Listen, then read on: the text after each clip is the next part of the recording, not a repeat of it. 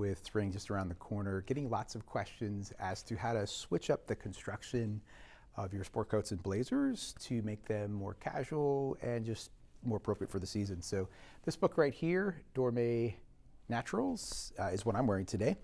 And there's lots of interesting blends with bamboo, silk, linen, wool, cotton, but some colors to look for. The jade green, which I am wearing a variation of it. It's more of a Tuscan green.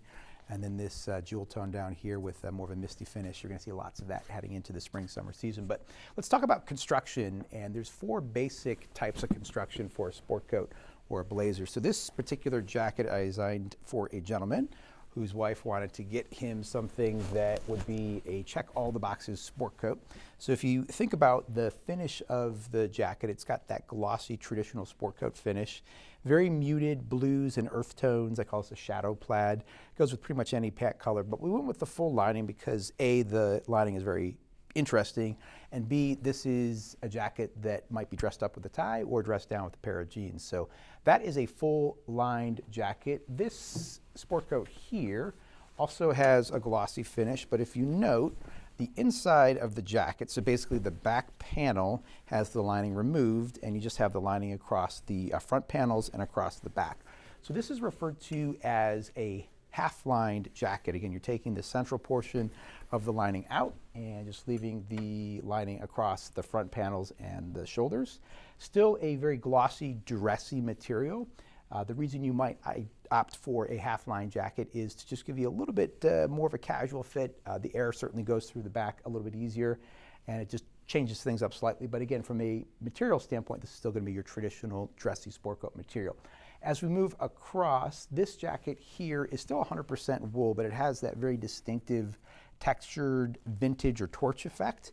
And so on this jacket, we opted for a quarter-lined construction. So we're continuing to remove the different parts of the material. So the front panels, which are part of a half line, are removed, and the only lining would be across the back right there. So the reason for doing this would be to A, have a little bit of pop of color, and B, some guys like the feel of the lining across their back or their lats.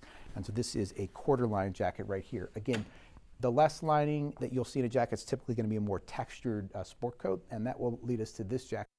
This is a pattern that I have wanted to do for a really long time. I saw this window pane in one of our fabric books a while back, and a gentleman's wife came in right before the holidays to pick out some gifts for his birthday, and this is a completely unlined sport coat. So if you were to feel this, it feels like you're wearing more of a shirt than a sport coat.